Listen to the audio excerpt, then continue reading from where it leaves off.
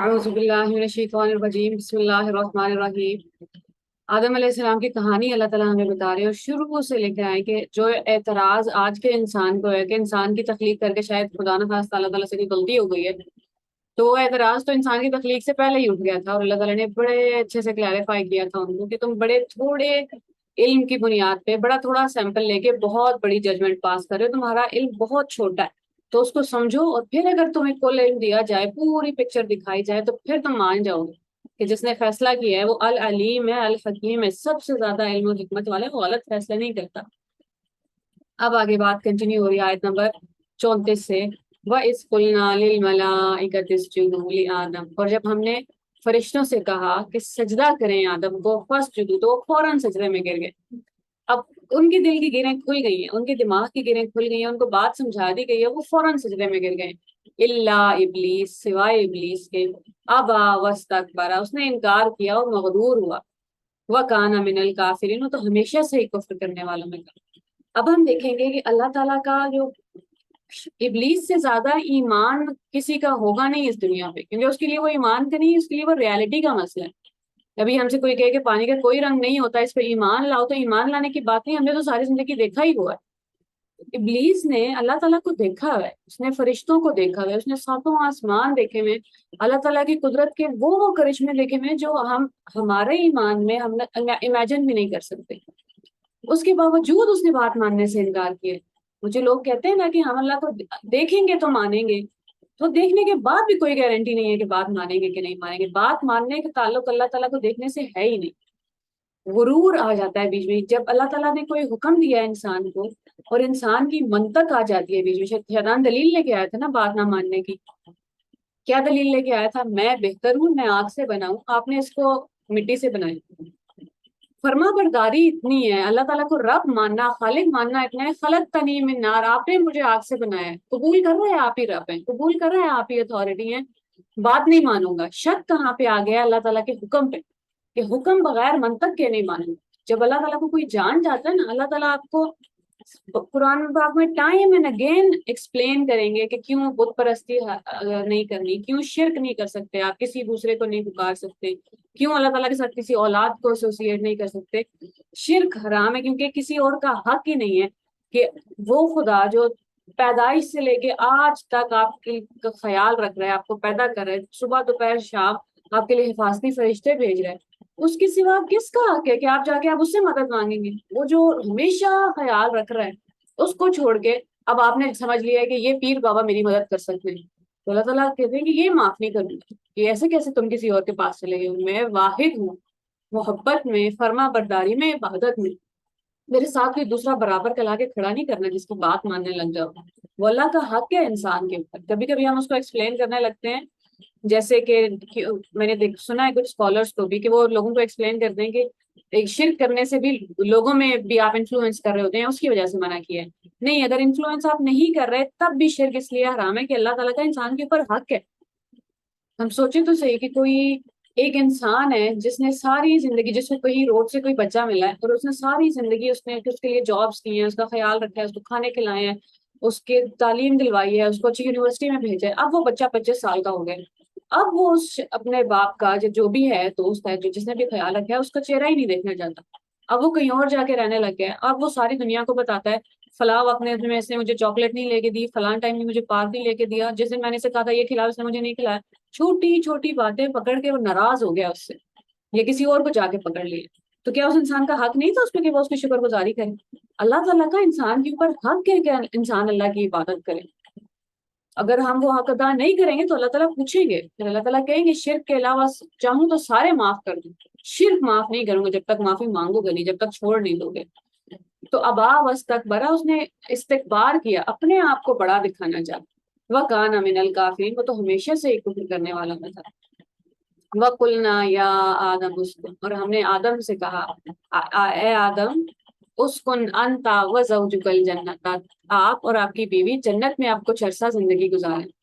تو establish concept, دنیا کے پہلا مرد اور پہلی عورت ہے نا، اور یہی اسٹیبلش ہو گیا کہ مرد گھر کا سربراہ ہے۔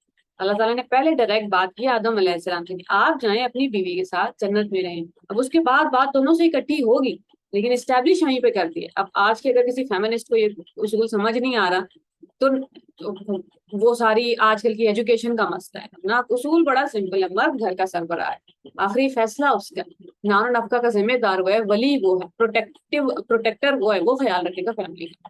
انت وزوجک الجنہ, آدم آپ اور آپ کی بیوی جنت میں اب کچھ عرصہ قیام کریں. وَكُلَا مِنْهَا رَغَدًا حَيْثُ شِئْتُمَا, اور جہاں سے جی چاہے کھائیں. جو کتنی بڑی اللہ نے جنت بنائی ہوگی, اور جو مرضی دل میں آتا ہے کہیں حَيْثُ شِئْتُمَا, کیونکہ ان کا وہ جنت میں اللہ تعالیٰ نے ان کو ہمیشہ کے لیے تو نہیں ڈالنا تھا نا. پیراگراف تو شروع ہی وہاں سے ہوا تھا, یہ والا رکو جہاں اللہ تعالیٰ نے کہا تھا میں زمین پہ بھیجوں گا خلیفہ. تو جنت اللہ تعالیٰ ان کو ایک وزٹنگ کے طور پہ دکھا رہے تھے کہ یہ ہے جنت, اور یہاں پہ آ کے آپ رہ سکتے ہیں. جنت میں وہ صرف وزٹ کرنے گئے تھے, جیسے کہ فرض کرو 10 سال کا اگر ان کا اسٹے ہے, یا 20 سال کا, جتنے بھی سال کا اسٹے ہے, وہ صرف وہاں رہنے گئے تھے تھوڑے عرصے کے لیے, کیونکہ ایونچولی انہیں زمین پہ ہی آنا تھا. لیکن کہیں سے بھی کچھ بھی کھاؤ, وَلَا تَقْرَبَا هَٰذِهِ الشَّجَرَةَ, اس درخت کے پاس نہ جانا, اس درخت کے پاس. بس کوئی عام سا درخت ہے, کوئی خاص بات نہیں ہے اس میں. لوگوں نے بڑی تمہیدیں باندھنی شروع کی ہیں کرسچینٹی میں تو, اور ابلیس نے اتنا اس کو کانسیپٹ کو خراب کر دیا کہ اگر وہ آدم علیہ السلام اور اما حوا اس درخت سے کھا لیتے تو وہ خدا بن جاتے. تو اللہ تعالیٰ کو ڈر تھا کہ میرے ساتھ کوئی برابر میں شریک نہ ہو جائے, اس لیے اللہ تعالیٰ نے انہیں منع کر دیا. اور ابلیس نے پھر وہ سٹوری بنائی کہ میں آدم کو بچانا چاہتا تھا, اس لیے میں نے انہیں وہ پھل کھلایا. اور کرسچینٹی میں اور مسلمانوں نے بھی یہی آ گیا کہ عورت جو ہے وہ فساد کی جڑ ہے, اور اما ہوا نے حضرت آدم علیہ السلام کو کنونس کیا تھا کہ آپ یہ کھا لیں. کچھ بھی نہیں, یہ کوئی ایک درخت ہے, اللہ تعالیٰ نے صرف حکم دیا ہے کہ اس کے پاس نہیں جانا, اس کے پاس بھی نہیں جانا. یہ تو دور کی بات ہے کہ کھانا نہیں, کیونکہ جتنا قریب جاؤ گے, جتنے اس میں رہو گے یا پراکسیمیٹی میں رہو گے, اتنے زیادہ چانسز ہیں بات نہ ماننے کے. فَتَكُونَ مِنَ الظَّالِمِينَ, اگر تم اس کے پاس چلے گئے تو پھر تم ظلم کرنے والوں میں سے ہو جاؤ گے. دو آیتیں ہیں ساتھ ساتھ, جہاں ایک میں اللہ تعالیٰ نے ایک حکم دیا ہے سجدہ کا, اور ایک میں اللہ تعالیٰ نے آدم ابلیس کو, اس نے نہیں مانا, ایک میں ساتھ ہی اللہ تعالیٰ نے آدم علیہ السلام کو حکم دیا ہے کہ اس درخت سے کچھ نہیں کھانا. اب بات ساری کی ساری یہاں پہ آ کے رک جاتی ہے کہ کون بات مانتا ہے اور کون نہیں مانتا. دنیا پہ اللہ تعالیٰ نے ہمیں کچھ احکام دیے ہیں کہ نماز ہے, روزے ہیں, حج ہے, لوگوں کے حقوق ہیں, ماں باپ کے, بچوں کے, وہ حقوق ہیں. اب اس میں اگر کوئی منطق لانے کی کوشش کرے گا, اب جیسے مسلمانوں نے کیا کیا ہے کہ اچھا اللہ تعالیٰ نے تو قرآن پاک میں کہا ہے کہ پردہ کرو تاکہ تم پہچان نہیں لی جاؤ اور پریشان نہ کی جاؤ. تو آج کل تو ہم پردہ کرتے ہیں تو باہر کے ملکوں میں خاص طور پہ زیادہ پریشان کیے جاتے ہیں. تو کیا مطلب اب ہم پردہ چھوڑ دیں؟ تو حکم کا ہم نے وہ کرنا شروع کر دیا, منطق لانی شروع کر دی اس کے اندر کہ ہمیں پہلے ثابت کریں گے پھر مانیں گے. ابلیس نے بھی تو یہ کیا, وہ اپنی عقل لے کے آیا بیچ میں کہ میں بہتر ہوں, شاید آپ سے تھوڑا غلط فیصلہ ہو گیا, تو میں آپ کیسی مٹی کو سجدہ کر سکتے, یہ نہیں ہو سکتا.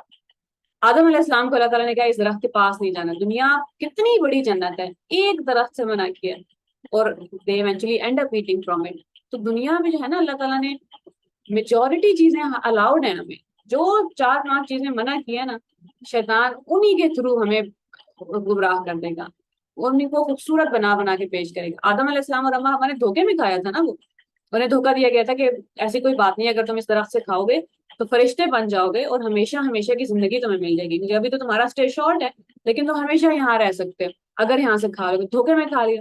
دنیا میں بھی آ کے وہ ہمیں دھوکے ہی دیتا ہے کہ اس لیے تمہیں یہ والی چیزیں دیکھنے, اس طرح کا کانٹینٹ آن لائن دیکھنے سے اس لیے منع کیا ہے کہ یہ بڑا کول ہے, اس میں تو سارا مزہ تو اسی میں ہے, تمہیں تو اسلام مزہ لینے سے ہی روک رہا ہے. تو دھوکہ دیتا ہے ہمیشہ ہمیشہ آگے. فَأَزَلَّهُمَا الشَّيْطَانُ, پھر شیطان نے ان کو سلپ کروا دیا, ان سے لغزش ہو گئی. Literally the word is لغزش. اللہ تعالیٰ نے کوئی بہت بڑا بلیم نہیں ڈال دیا آدم علیہ السلام اور اما حوا پہ, جیسے کیونکہ کرسچینٹی میں اور بہت مسلمان بھی یہی سوچنے لگ گئے تھے نا کہ ان دونوں کی وجہ سے آج ہم یہاں پہ ہیں. جیسے دنیا انسان جو ہے وہ سزا میں پیدا ہوا ہے, اور دنیا سزا کا نتیجہ ہے. سزا کا نتیجہ نہیں ہے, وہ معافیا مانگ معافی تلافی ہو کے دنیا پہ آئے تھے. وہ نہ بھی کھاتے اس پھل سے, تو پلان تو یہی تھا کہ انسان نے زمین پہ ہی آنا تھا. فَأَزَلَّهُمَا الشَّيْطَانُ, ان دونوں ان سے غلطی ہو گئی. عنہا فَأَخْرَجَهُمَا مِمَّا كَانَ فِيهِ, شیطان نے انہیں پھسلا دیا اور ان کو وہاں سے نکلوا دیا جہاں پہ وہ تھے, جنت سے نکلوا دیا ان کو. وَقُلْنَا اهْبِطُوا بَعْضُكُمْ لِبَعْضٍ عَدُوٌّ, اور ہم نے ان سے کہا کہ اب تم لوگ نیچے اتر جاؤ, اور تم میں سے بعض کے دشمن ہوں گے انسان کی نسل میں, اور شیطان ابلیس کی بھی اب پوری نسل چلے گی, اور دشمنی اب چلتی رہے گی ساری زندگی. وَلَكُمْ فِي الْأَرْضِ مُسْتَقَرٌّ, زمین پہ تمہارے لیے کچھ وقت کا سٹے ہے, تھوڑا عرصہ تم وہاں رہو گے. وَمَتَاعٌ إِلَىٰ حِينٍ, اور وہاں پہ جو کوئی تمہارے آرام کی چیزیں تمہیں چاہیے. کس قدر خوبصورتی بنائی ہے اللہ تعالیٰ نے دنیا پہ, کتنے طرح طرح کے کھانے بنا کے ٹیسٹ بنائے, नींद बनाई है, आराम बनाए, रिश्तों के अंदर मोहब्बत बनाई है। वो मताउन इलाही, दुनिया पे स्टे तुम्हारा अच्छा होने वाला है। ऐसा नहीं है मैं तुम्हें सजा के तौर पे कहीं भेजा हूँ, बात सारी साफ। फतलक्का आदम मिन रब्बिही कलिमातिन फताबा अलैहि। अब गलती दोनों से ही, ऊपर हम देख चुके हैं, आदम इब्लीस को कुछ का हुक्म दिया था, उसने बात नहीं मानी। आदम अलैहिस्सलाम को मना किया था, आदम अलैहिस्सलाम से भी गलती हो गई है। अब उसके बाद क्या एटीट्यूड इख्तियार करते हैं, इब्लीस हठधर्म हो गया, उसने माफी नहीं मांगी, आदम अलैहिस्सलाम ने माफी मांग ली है। फतलक्का आदम मिन रब्बिही कलिमातिन, आदम अलैहिस्सलाम को उनके रब ने कुछ कलमे सिखाए। फताबा अलैहि, तो अल्लाह ताला उनकी तरफ मुतवज्जे हो गए। तौबा करना कहते हैं, जैसे आप इस तरफ मुतवज्जे हैं, और जब जब इंसान मुतवज्जे होता है तो फिर अल्लाह ताला भी मुतवज्जे हो जाता है। अगर आप मुंह मोड़ लेंगे फिर अल्लाह ताला भी मुंह मोड़ लेंगे। तो तौबा करने का मतलब है वापस आ जाना। अब आप वापस आए हैं, अल्लाह ताला भी वापस आ जाएंगे। इन्नहु हुवत तव्वाबुर रहीम, वो तो तव्वाब है, वो बार बार तौबा कबूल कर लेता है। आप 1000 बार मुंह मोड़ के जाएंगे, वापस आ जाएंगे, वो फिर आ जाए। मत, तौबा खत्म नहीं होती जब तक इंसान जिंदा है। कुल नहबितू मिनहा जमीआ, तुम सबके सब नीचे उतर जाओ एक साथ। फइम्मा यातियन्नकुम मिन्नी हुदन फमन तबिअ हुदाया फला खौफुन अलैहिम वला हुम यहज़नून।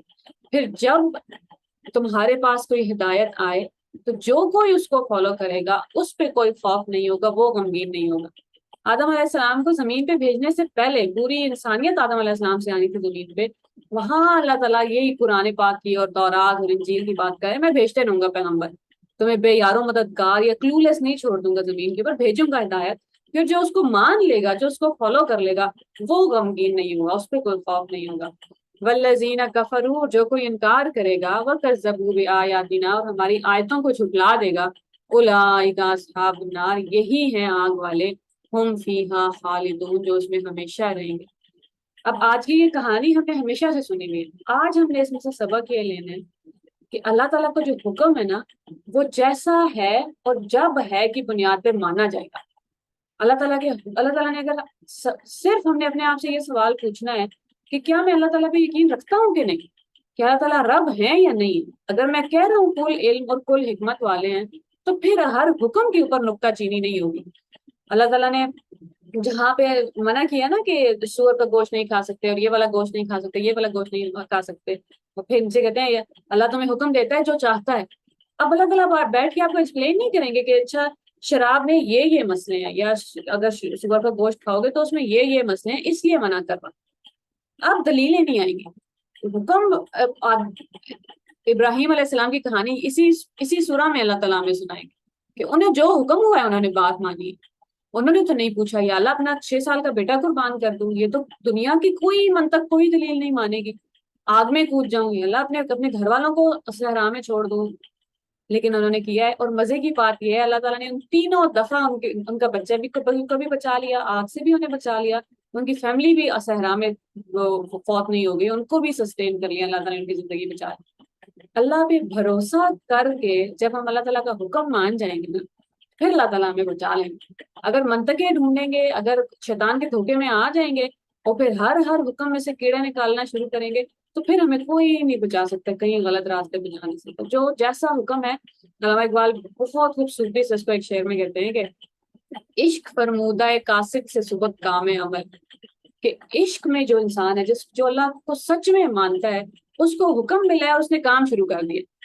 अति समझी ही नहीं मानिए पैगाम, अभी लोग अभी जो जिन्होंने मंतकें निकालनी है, दलील निकालनी है, वो 10 साल बैठ के सोचेंगे कि ये करना है कि नहीं करना, मेरे हक में बेहतर है कि नहीं बेहतर है। कुल इल्म और कुल हिकमत वाले के ऊपर सवाल नहीं उठा सकते आप। ये साबित करें अपने आप को कि खुदा मानता हूं या नहीं मानता।